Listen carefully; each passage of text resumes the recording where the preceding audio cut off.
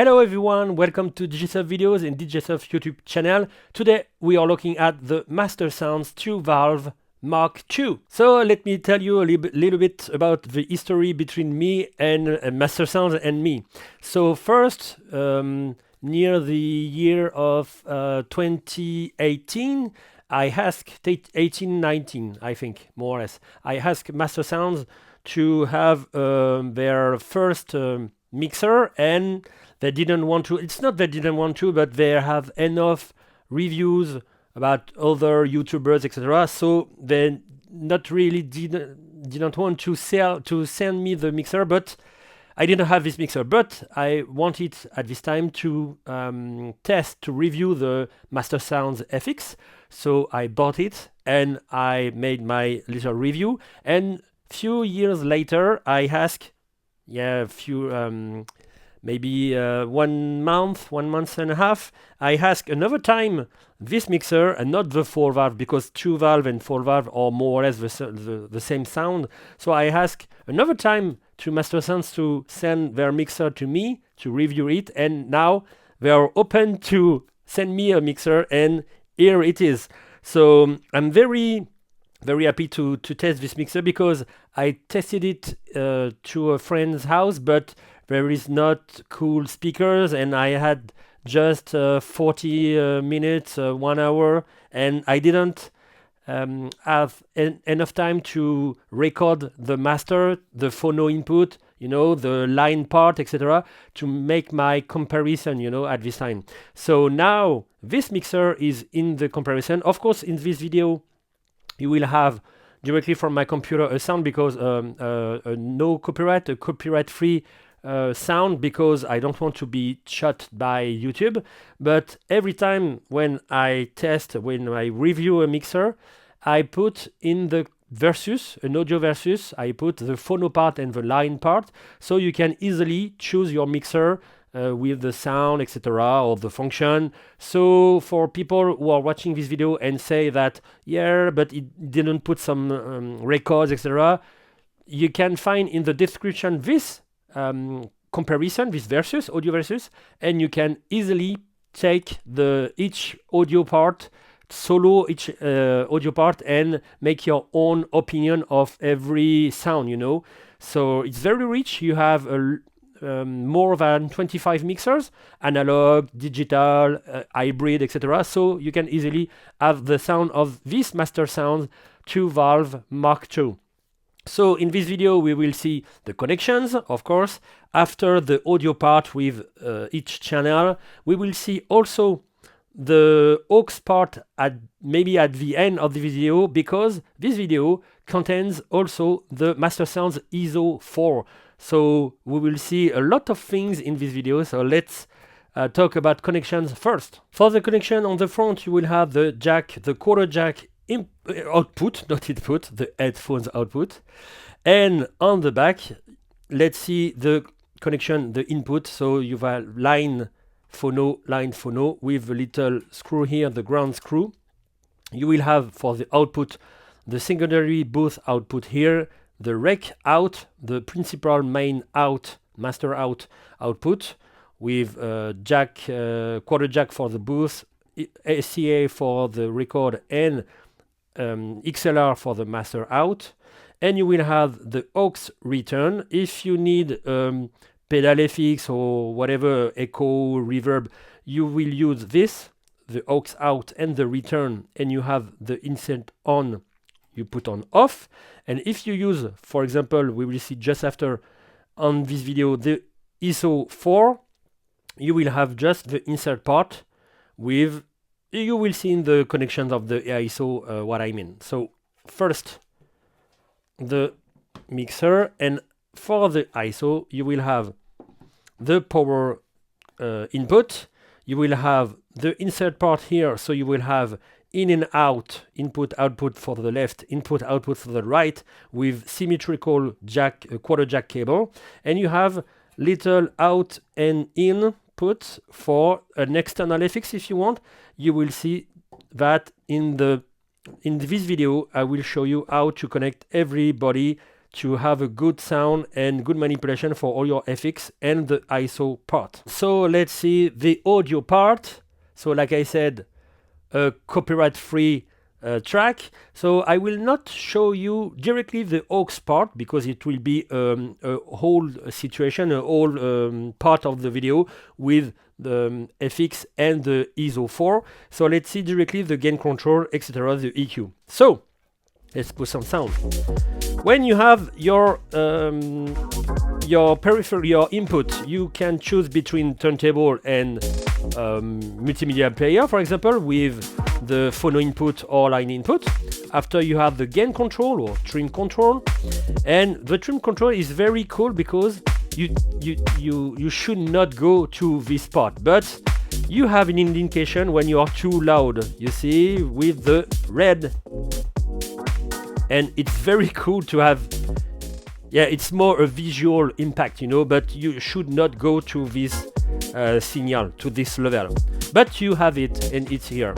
After you have the free band EQ, so you will have -12 and +6, so you will have a little sound.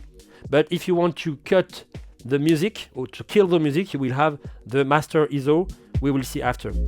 So EQs. Here you have a high pass filter. It has its own resonance. You can't move, you can't edit the resonance, you can't move, you can change the resonance, but I think it will be a resonance cool for everyone because you have a little bit resonance but not too much. You see the little wow wow in the medium and high.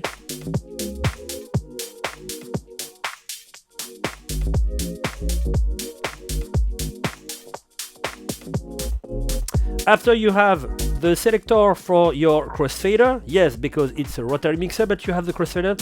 And don't listen to people with analog and rotary fanboys who are saying that you don't need a crossfader when you mix on rotary. Yes, sometimes you need when you have FX, etc. It will allow you not to push like that, not to turn your level knob.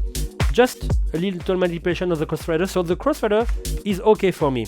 So you have X, you have wire, and it will be X wire, etc. Okay.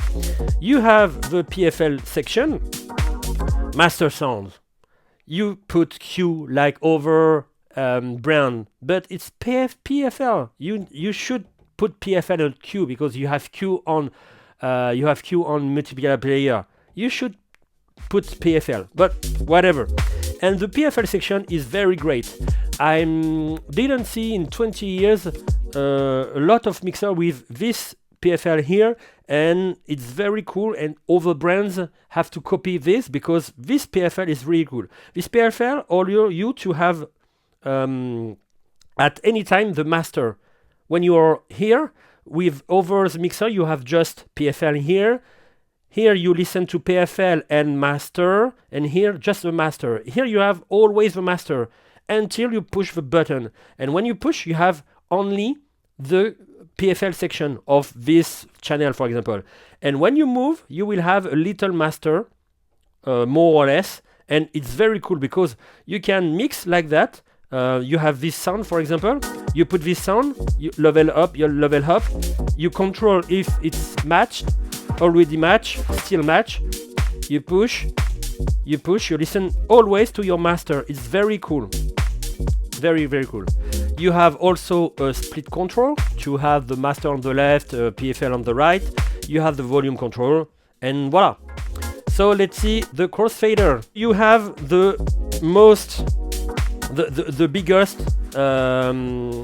biggest summing. And you will see you will have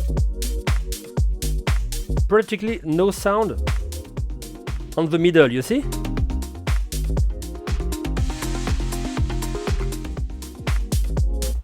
After you can have medium.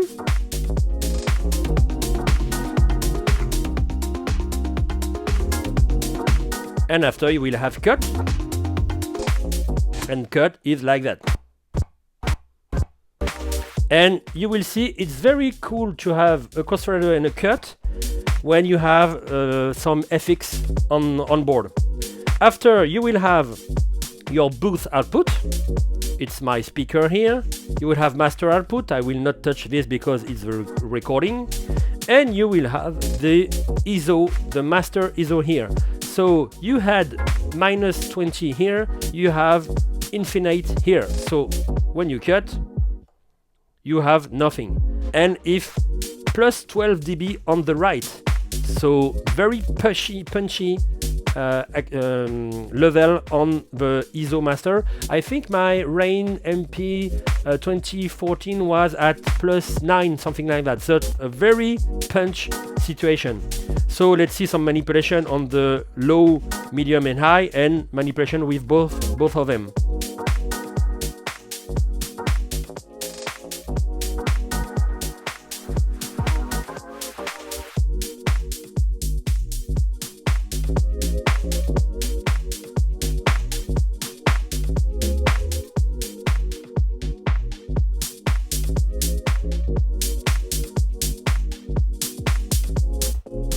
And now, everybody.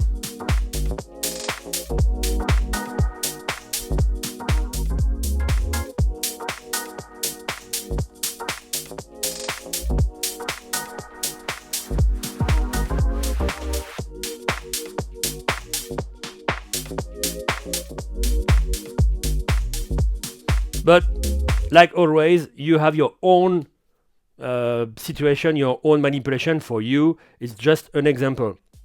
And we can see now the aux part. So you can choose between pre or post fader. So post fader, you will have post fader here and post fader on the crossfader. And here it is the good way to use the crossfader when you have a rotary.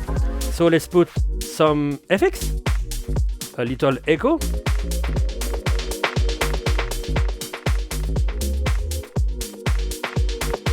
So it's post fader. So if I do that, okay, or if I do that, and here it's cool to have a crossfader because you don't have to put like this with your hand, okay?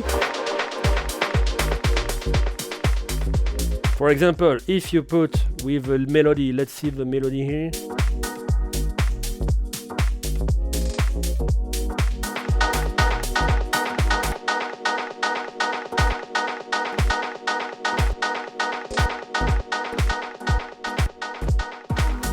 So you see, it's very cool to have a crossfader here. And let's see the pre-fade. So pre-fade, I will turn my knob down here and I will put here. So you have on pre-fade, you have your channel plus the echo. So if you have a dry wet pot, you can have only the echo, or you can have a music too. And let's put post fader. We just saw the 2-valve Mark II mixer. So let's see now the ISO 4, still in Master Sounds company. So the ISO 4 is a 3-band or a 4-band isolator. You have just to push this to have 3 or 4. And it's really cool because it allows you to have the 2 bass control like more or less the Xone 92 or 96, for example, or over mixer with 2 middle. So when you push the low middle, you don't push too much the high, and when you touch the high middle, you don't push too much. You don't turn too much the low frequency, you know. And here it's cool because you can attack directly the bass, the low bass, the sub bass, and not too much the mid. And you have the low here. So let's listen to some music with that. And just to tell you, it's a really great unit if you want to put external FX too, because it's more or less the same audio diagram that Master Sounds FX. You can put directly the output of your FX unit directly on the input of the Master Sounds ISO 4. And the ISO 4, of course, on the insert. So you have to push the little button on the back of the mixer to switch between aux, return aux, the return and the insert part, and you can apply FX, ISO, FX, ISO like you want. So let's see an example here. The ISO will be on the master. The FX, you can select the channel, but the ISO will be on the master, just to precise. So if I want to put an FX with my echo, for example, I can.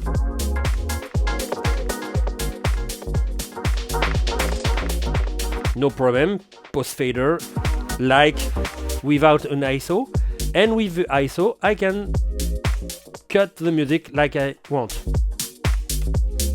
Let's listen every channel, every frequencies. So the sub.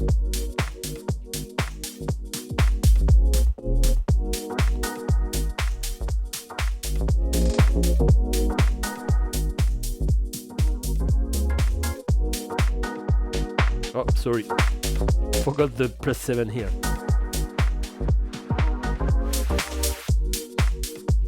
And with little manipulation, of course, it's just an example. You can push whatever you want.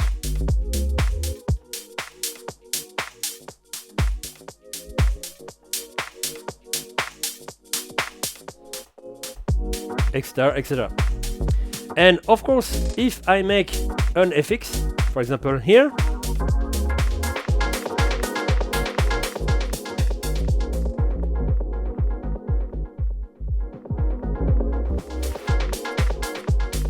I can turn the knob and little bit manage my master because it's on the master.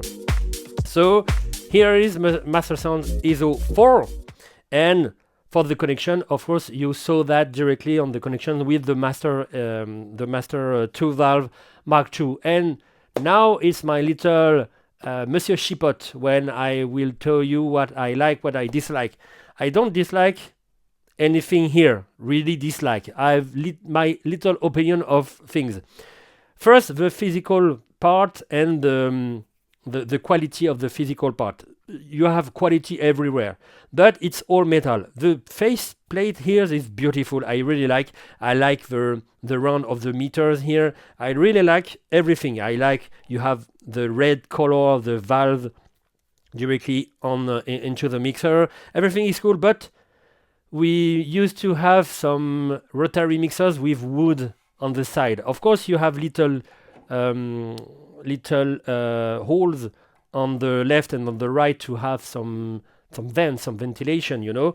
But maybe it could be, Master Sound, if you are listening to me, it could be cool to have two little wood panel on the left and the right. But it's just my own opinion. It, you know, with the wood is less steel, less how can I say, less not frozen, less cold. You know, it's more a hot sensation with wood. You know, I really like the aux. There are the aux part with pre or post fade are very cool to touch. The rotary knob are very cool. I think the ISO it's more movable. You have less part here. Yeah, you have less part, but the rotation here is very cool because you can. I will put off I will stop my music. You have very good control. You can control with your own all fingers. You can control on the top of the button. You can control on the side of the button. And it's very easy to control it. There is a little retention, but not too much. It's like, I think it's like the high pass filter, like I said. You have enough resonance, but not too much. It's very cool like this, you know. The crossfader is cool. The movement inside when you put some blending or not blending, or some summing or not, very cool. Very cool to have a crossfader when you have an echo like this. You see, like I said, if you put some music, you put like this.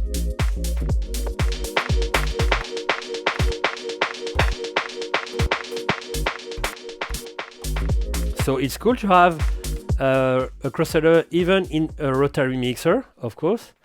And so very cool.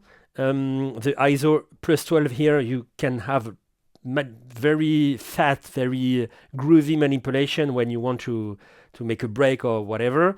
I think for the ISO 4, I would prefer plus 12.2. It's just plus 7. It's enough to make some manipulations, a great tension things, but plus 12 should be cool. You can also put 3 band or 4 band. It's cool, and it's cool to have the opportunity to put your FX just inside inside the ISO 4, so you can choose to use it. It's really like the Master Sounds FX. You have the filter on the insert, and you have your FX on the aux part, so you can use both. You can use this, you can use that, whatever, and it's totally transparent. You don't have some sound problem. And so, like I said on the beginning of this video, feel free to, if you want to have the sound aspect, the sound quality, just go in the description and you have an Audacity project and all the wave of more than 25 mixers directly on the Audacity project, and you are just to push solo to listen to this mixer or this mixer and have your opinion on the phono part and the line part. And it's the end of this video about the Master Sounds 2-valve Mark II and the Master Sounds ISO 4. Thank you for watching this video. I hope you like it. And if you have any question about this product, these two products, you can easily put your question directly on the comment section. Thank you for watching this one, and see you next content. Bye bye everybody.